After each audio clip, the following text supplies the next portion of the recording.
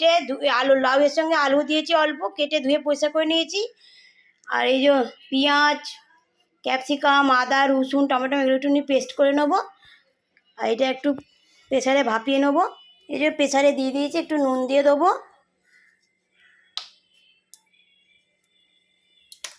দিয়ে এবার চিংড়ি মাছ নিয়ে এসছে, এগুলো একটু মাথাগুলো কেটে নিয়েছে, কিন্তু নেমে এগুলো ছাড়িয়ে নেবো, এই খোলাগুলো একটু ছাড়িয়ে নেবো। আর এই যে এগুলো আছে বের করে নেবো, কালো কালো এগুলো।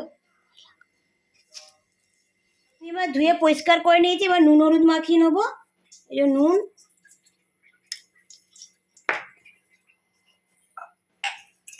হলুদ,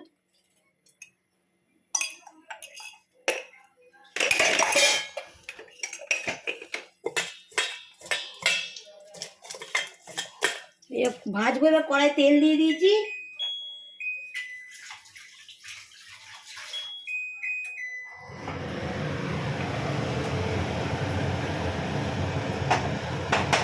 হয়ে গেছে, এবার চিংড়ি মাছগুলো দিয়ে দেবো।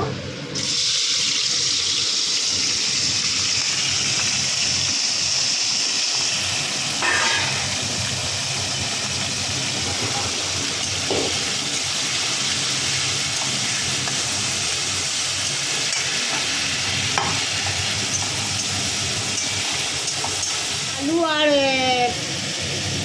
লাউ সেদ্ধ হয়ে গেছে। চিংড়ি মাছগুলো ভেজে এবার মশলা দিয়ে তারপর বার করবো। চিংড়ি মাছ ভাজা হয়ে গেছে, তুলে নিয়েছি। এবার ওই তেলে একটা লঙ্কা ফোড়ন দেবো আর একটু পাঁচ ফোড়ন দেবো।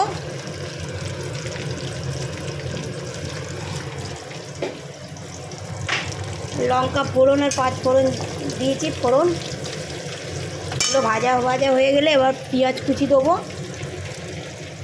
এই যে পেঁয়াজটা ভাজা হয়ে গেছে, এবার এই মশলা দিয়ে দেবো। আদা, রসুন, পেঁয়াজ, টমেটো সব দিয়ে দেবো। দিয়ে দিলাম। এবার কিছু গুঁড়ো মশলা দেবো, লঙ্কা গুঁড়ো দিলাম, জিরে গুঁড়ো দিলাম,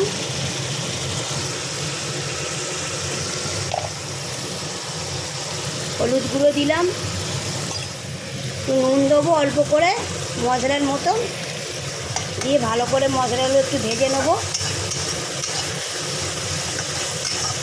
একটু কাশ্মীরি লঙ্কা গুঁড়ো দিয়েছি।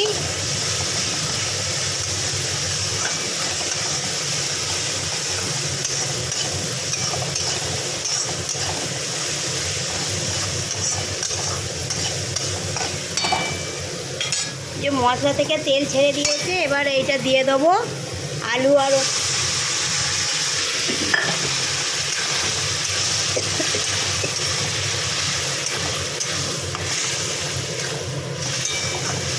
আর লাউ আর দিয়ে দিলাম, আর মটরশুঁটিও দিয়ে দিয়েছি অল্প একটু, দিয়ে ভালো করে একটু এটা মশলার সঙ্গে কষিয়ে নেবো। নিয়ে তারপরে জল দেব।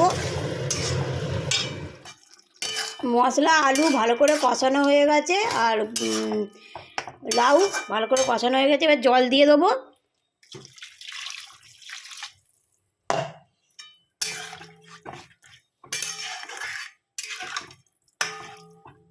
জল দিয়ে দিলাম। এবার ফুটে গেলে এই চিংড়ি মাছগুলো দিয়ে দেবো।